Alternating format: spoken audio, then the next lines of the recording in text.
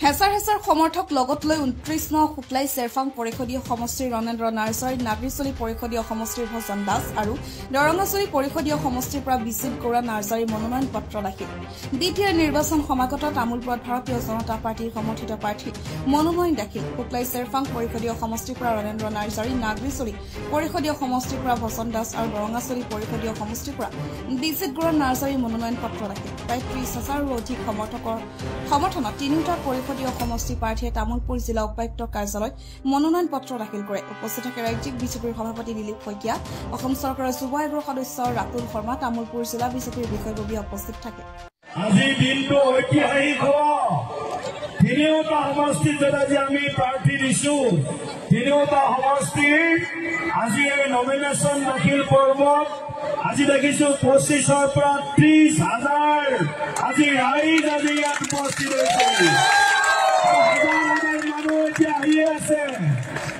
জাতি, ধৰ্ম, বৰ্ণ, ভাষা নিৰ্বিশেষে এই তামোলপুৰত বসবাস কৰা প্ৰতিটো জাতি জনগোষ্ঠীৰ লোক আজি ভাৰতীয় জনতা পাৰ্টিৰ লগত আজি আমি দেখিবলৈ পাইছো।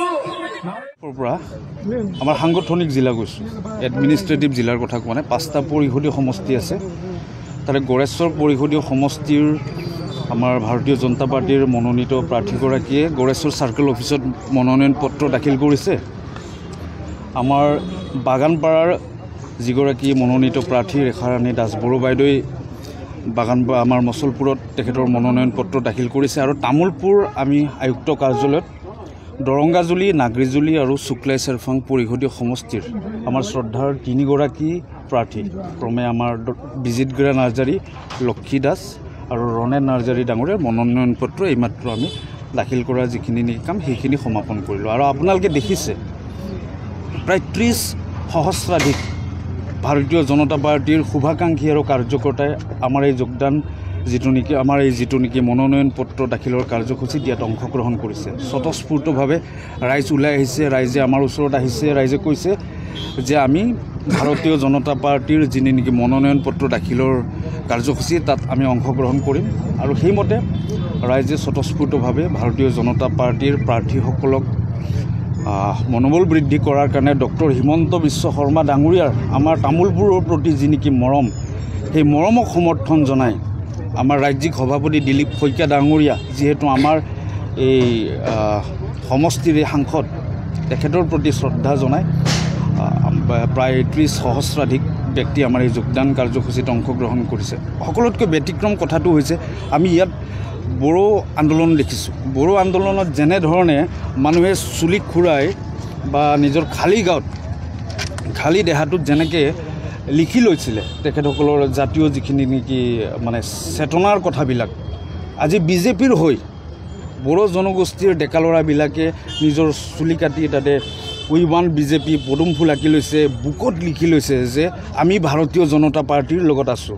গতিকে এই কথাটোৱে স্পষ্ট ইংগিত দিছে যে আহি থকা নিৰ্বাচনত আমাৰ বড়ো জনগোষ্ঠীৰ অধিকাংশ আমাৰ শ্ৰদ্ধাৰ ব্যক্তি ভাৰতীয় জনতা পাৰ্টিৰ লগত থাকিব। আৰু আপোনালোকে সমদলত দেখিছে প্ৰত্যেকটো জনগোষ্ঠীৰ ব্যক্তি আহিছে। ৰাভা জনগোষ্ঠীৰ ব্যক্তি আহিছে, শৰণীয়া জনগোষ্ঠীৰ ব্যক্তি আহিছে, সান্তালী জনগোষ্ঠীৰ ব্যক্তি আহিছে, আমাৰ চাহ জনগোষ্ঠীৰ ব্যক্তি আহিছে, কোচ ৰাজবংশী আহিছে, বেংগলী, গোৰ্খা, অসমীয়া সকলো জনগোষ্ঠীৰ ব্যক্তি আজি এই আমাৰ যিটো নেকি মনোনয়ন পত্ৰ দাখিলৰ কাৰ্যসূচী ইয়াত অংশগ্ৰহণ কৰিছে। আৰু এই কথাটোৱে এইটোৱে সূচায় যে প্ৰত্যেকটো জাতি, জনগোষ্ঠী, ধৰ্ম, ভাষা নিৰ্বিশেষে ভাৰতীয় জনতা পাৰ্টিৰ লগত তামোলপুৰবাসী আজিৰ সময়ত আছে, ডক্টৰ হিমন্ত বিশ্ব শৰ্মা ডাঙৰীয়াৰ লগত আছে। আৰু যি মৰম আজি তেখেতসকলে এই যোগদান কাৰ্যসূচীত থাকি আমাক দেখুৱালে, এই মৰমৰ প্ৰতিদান স্বৰূপে আমাৰ সকলোৰে শ্ৰদ্ধাৰ মুখ্যমন্ত্ৰী, তামোলপুৰ সুহৃদ মুখ্যমন্ত্ৰী আগন্তুক সময়ত তামোলপুৰক আৰু বিশেষভাৱে চাই তামোলপুৰখনক আৰু জাকত জিলিকা এখন জিলাৰূপে তেখেতে ৰূপান্তৰ কৰিব বুলি আমি বিশ্বাসী। আৰু আজি নিৰ্বাচনত আমি ভাবোঁ বৰ্তমান ভাৰতীয় জনতা পাৰ্টিৰ লগত প্ৰতিদ্বন্দ্বিতা কৰিব পৰা তেনেকুৱা শক্তি নাই। বহুত বাঘা নেতাক বিভিন্ন ৰাজনৈতিক দলে প্ৰাৰ্থিত্ব প্ৰদান কৰিবলগীয়া হৈছে। গতিকে আমাৰ সাংগঠনিক ভেটি ইমান শক্তিশালী, আমাৰ প্ৰাৰ্থী যিসকলক প্ৰাৰ্থিত্ব প্ৰদান কৰিছে, আমাৰ সেই প্ৰাৰ্থিত্ব পোৱা আমাৰ কাৰ্যকৰ্তাসকল ইমান শক্তিশালী আৰু ৰাইজৰ লগত ইমান ওতপ্ৰোতভাৱে জড়িত, ৰাইজৰ সমস্যাৰ লগত ইমান ওতপ্ৰোতভাৱে জড়িত যে কোনো শক্তিয়ে ভাৰতীয় জনতা পাৰ্টীক পৰাভূত কৰাটো দূৰৰে কথা, বহুত দূৰ দূৰলৈকে তেখেতসকলে নাথাকে। গতিকে নিশ্চিতভাৱে তামোলপুৰ সাংগঠনিক জিলাৰ 5টা পৰিষদীয় সমষ্টিত ভাৰতীয় জনতা পাৰ্টীয়ে আমাৰ বিজয় ধ্বজা উৰুৱাবলৈ সক্ষম হ'ম। আজিৰ এই মনোনয়ন পত্ৰ দাখিলৰ কাৰ্যসূচীটোৱে সেই কথাটোৱে প্ৰমাণ কৰিছে। আজি আমাৰ নাগৰজুলি পৰিষদীয় সমষ্টিৰ পৰা মই বিজেপি প্ৰাৰ্থীৰ পৰা মানে মনোনয়ন পত্ৰ দাখিল কৰিলোঁ। খুব ভাল লাগিছে। আজি এটা সঁচা কথা ক'ব গ'লে বহুত ভাল লাগিছে। আজিৰ পৰা আৰম্ভণি নতুন এটা যুগৰ, নতুন এটা মানে সময়ৰ বুলি আৰম্ভণি বুলি ক'ব পাৰোঁ। তো ভাল লাগিছে বহুত। মোটামুটি নাগৰজুলি সমষ্টিৰ পৰা মোটামুটি 12ৰ পৰা 15,000 মানুহ মোৰ লগত আহিছে। আমাৰ লগত আছিল আজি আমাৰ ৰাজ্যিক বিজেপিৰ সভাপতি সৰ্দাৰ দিলীপ শইকীয়া ডাঙৰীয়া, আমাৰ নাগৰজুলিৰ প্ৰভাৰী ৰাতুল শৰ্মা ডাঙৰীয়া, আমাৰ নাগৰজুলিৰ মণ্ডল বিজেপিৰ সভাপতি শংকৰ দাস ডাঙৰীয়া, আমাৰ জিলাৰ সভাপতি ভিক্টৰ কুমাৰ দাস ডাঙৰীয়া, সকলোৱে আমাৰ লগত।